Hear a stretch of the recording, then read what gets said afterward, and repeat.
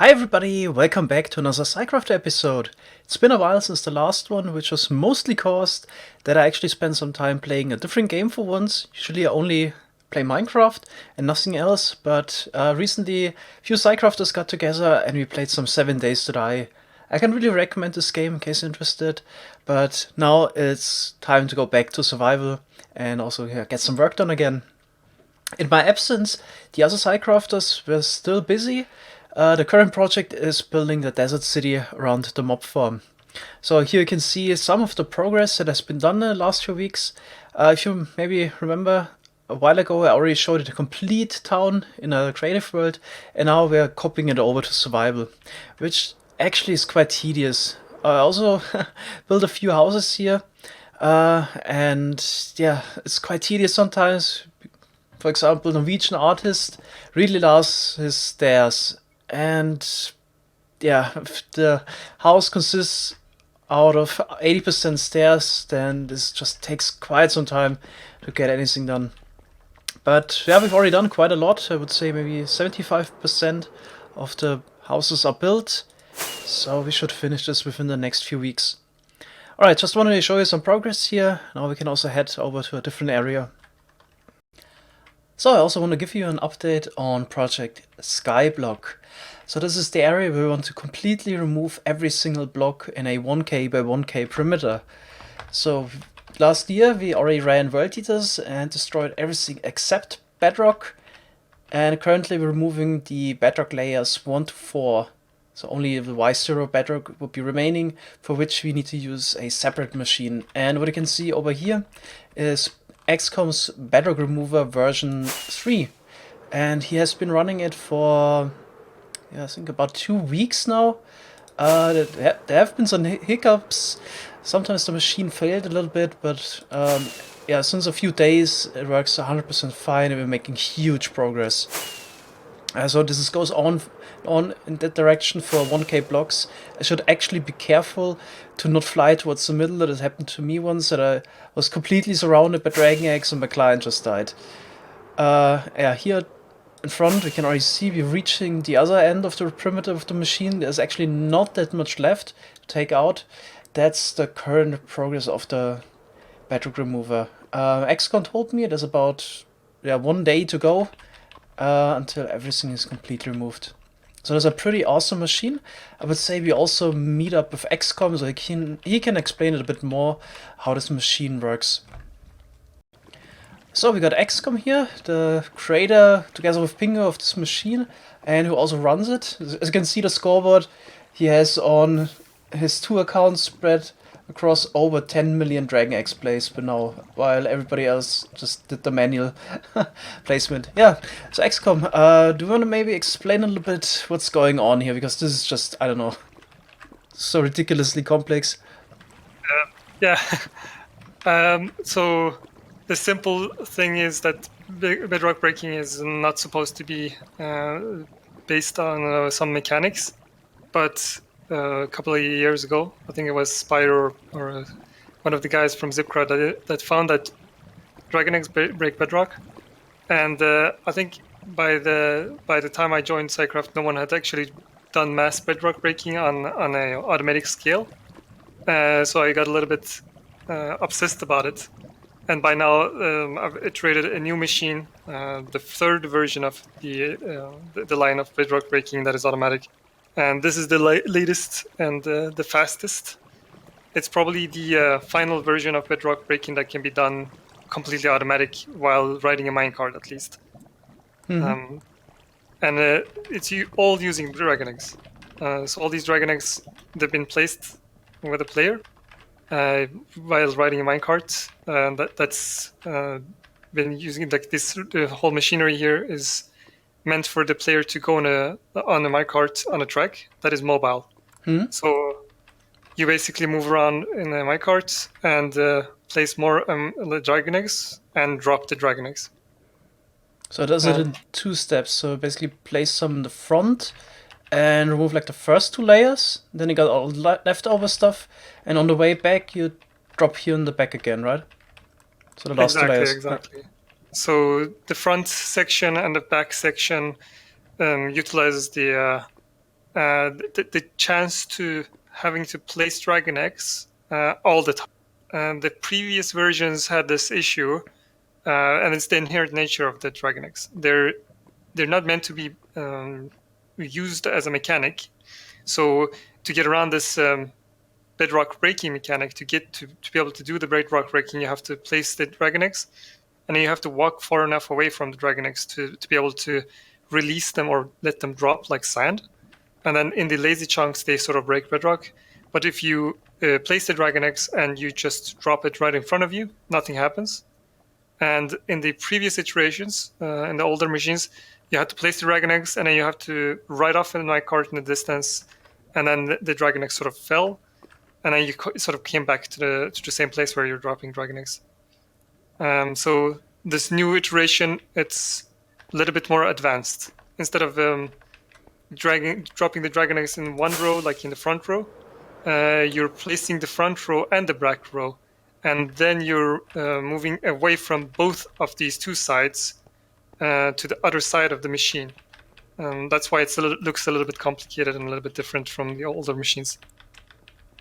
No rockets, obviously. But you can drop your regards box. So it's also the reason why there's like a minimal size for this machine, because you have to go in a loop. So you have to make this at least like 550 blocks wide, right?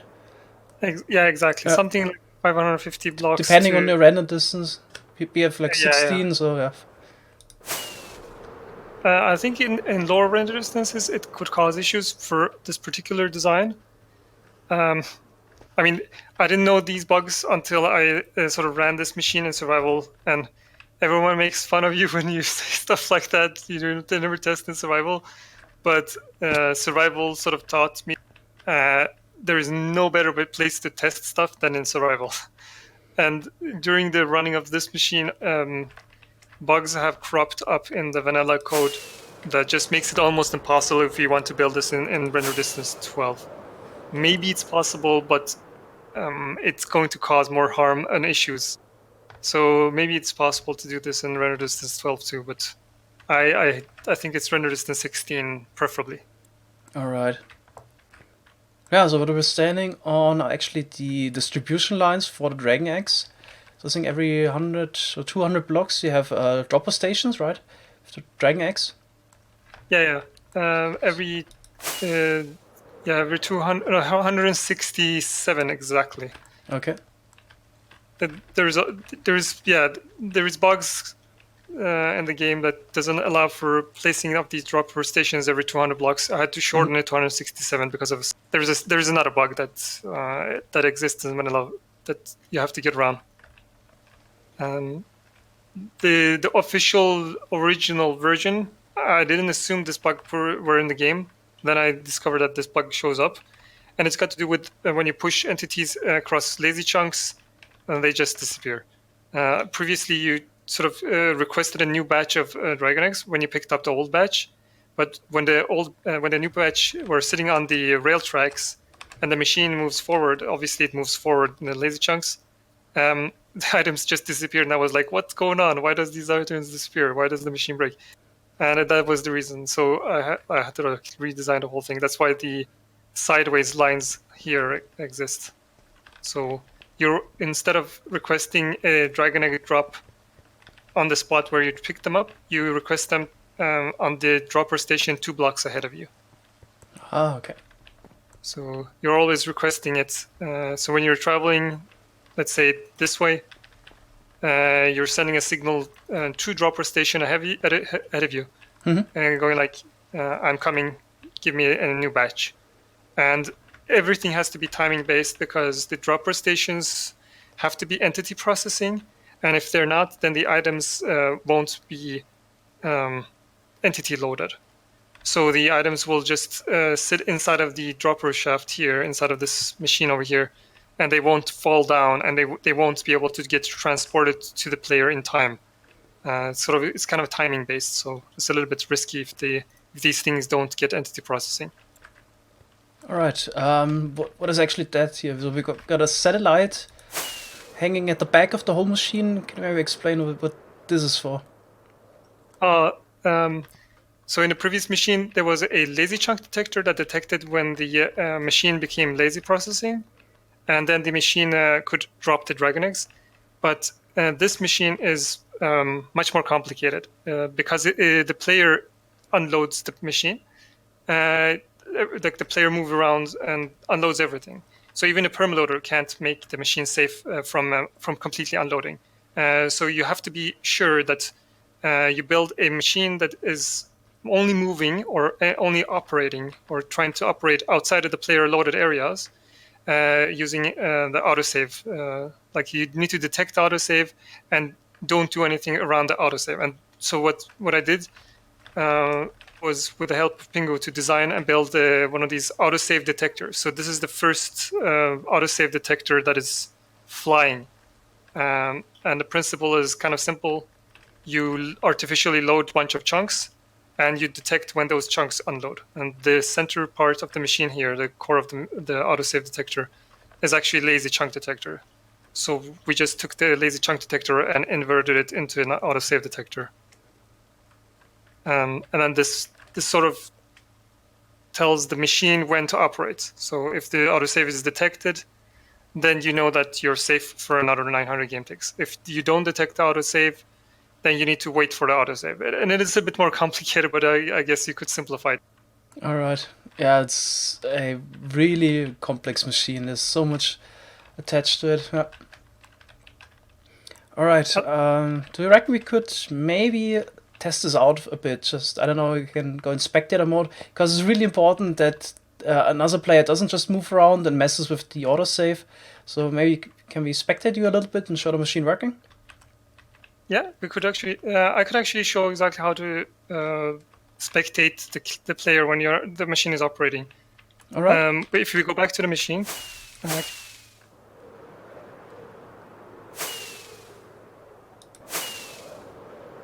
So I'm going to go back to the end of the machine where it's like where the player is currently at. I've logged him out.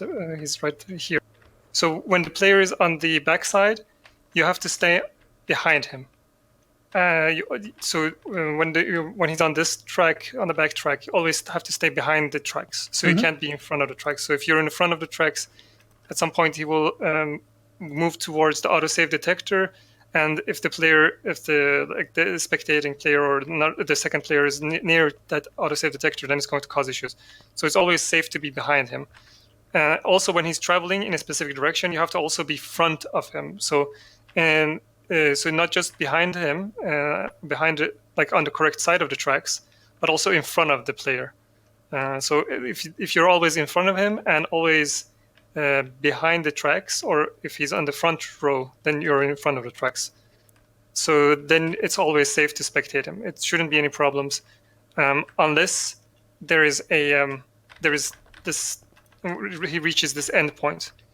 If he reaches this endpoint, you should definitely be right here, standing preferably completely still. You can't move around. So when he gets to this endpoint, stay right near here, the machine here, and just look at him, make the turn, and try to not load extra chunks, like walk around chunks and such, because extra chunk loading can cause issues for the machine. So it's pretty safe in that regard. But if someone comes here and just AFKs in one of these spots, then yeah, it can cause issues. All right. So XCOM is gonna get his second account. I think he also logged out in the minecart. Yep, perfect. Just gonna set him up. Okay, so he's got his inventory. Okay, so now before I start him, there's something that needs to be done really critically, and that is because he always requests dragon eggs 2 blocks or 2 drop stations ahead, and because we have been like hanging around this area, those items that he just requested have now despawned. So we have to manually go and place down 2 sets of dragon egg, two batches. Oh yeah, so it doesn't run out. Huh? Yeah, exactly. Because those have been dropped already, and those requested already, and they just managed to despawn. One really critical thing to keep in mind, if that AFK character right now is sitting in the minecart, and he's like right next to the other detector.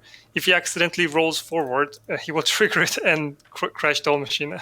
I've accidentally done that a couple of times, so I have to be careful to not push him forward. If he starts rolling forward, then I have to stop him immediately. All right. Okay, I'm almost ready to. Yep. Just gonna get to the next one. This is the tedious part about starting the machine. You have to always like place these dragon eggs, and you have to place them right underneath the ice track. There's like a place where they drop from above, and you just have to simulate that. There we go. Hold on. All right. Now let's hurry up for despawns.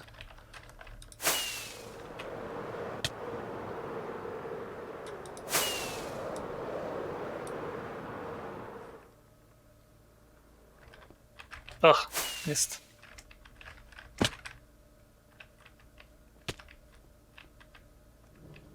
Okay, there we go.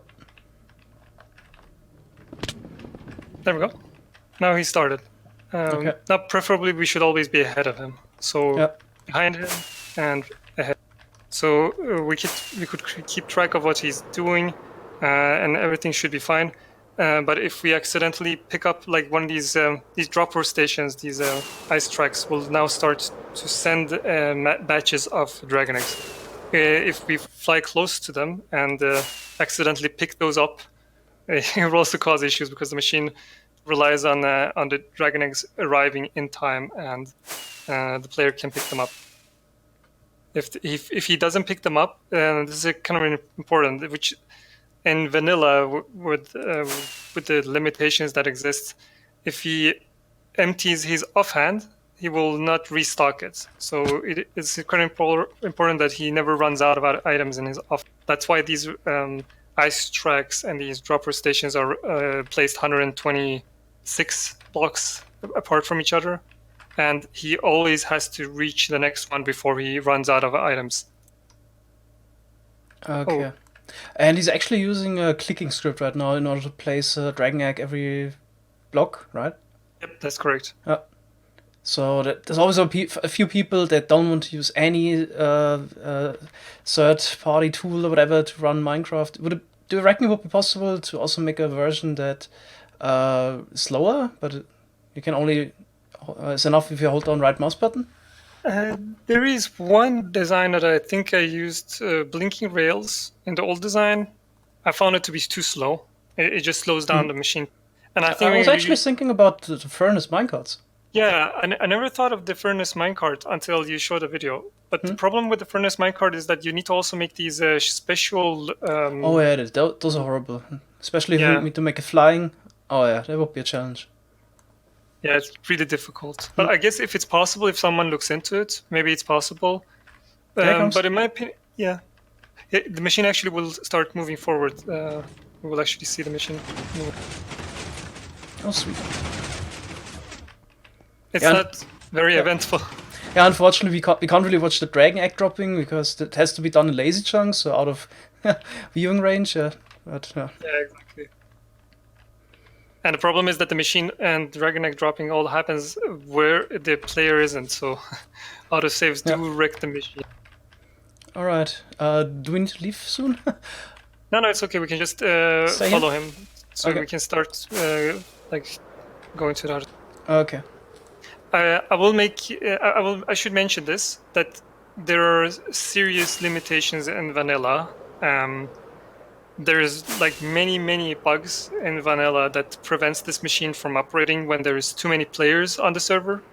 And if you're playing on a server where you have bad ping, that makes it even less possible. So you could run these machines with a very busy server or with a really bad ping, but expect the machine to crash and you will have to repair it many times over. Or if you have a kind of server host, he will have to take backups and reload the backups, which is kind of painful and really annoying. And for this particular machine, I had to modify the client so that at least the crashes are minimalistic and we can play on the server. There is like serious bugs in vanilla that's not supposed to even, like, I don't know. Let's just put it this way: Mojang focuses on many bugs except for the bugs they need to focus on, which is really in this department of net management, net code, and all that. Yeah, I guess that's just a complaint towards Mojang, but I guess nothing can be done about that. It's possible to run this machine in full vanilla. You just have to kick everyone off the server and just run this machine solely without your friends. All right. So how long do you reckon will it take until we've finished here? We're actually not far from the end. We should be done in about 20 hours. So it's been running for a while. Yeah, almost done pretty much. Yeah, it's a shame we didn't actually go to the wall. It's about 100 blocks and we hit the wall over there at the end of the perimeter. Oh, he's just arrived here. We have to go to the other side. This is the kind of thing I've been doing. I've been flying forth and back, investigating why things don't work. But I've come to the conclusion that if anyone wants to run this machine, there needs to be some redesigns. So this is 3.0, and the next machine, the next iteration, should be more stable. Yeah, this is probably also not something for a single-player world. I mean, we also had to load a backup a few times. Yeah, it's a bit tricky. I think if people want to really build a machine like this and run it, they could do it if they want to break Bedrock. They just have to be a little bit smart about it. I think in the past I've actually been a little bit hesitant to tell people to use one of these machines. But by now I'm confident to tell these people that they could run this machine if they want to. They just can't do it in vanilla, pure vanilla, without causing the machine to crash all the time. There needs to be some kind of modification. You need to have a good clicker script. You need to probably create some kind of a client-side modification to not fail placing blocks all the time, or the server to cause issues. If the vanilla bugs were to be eliminated, then this machine becomes reliable to the point where it's actually usable. And if you want to play the game in full vanilla, you just kick everyone off the server and just play solo for a week or so when you're breaking Bedrock. Then it should work. It shouldn't be any problems with that in mind as well. All right. I think it's enough explanation. I think you will also make a separate video explaining it in even more detail, right?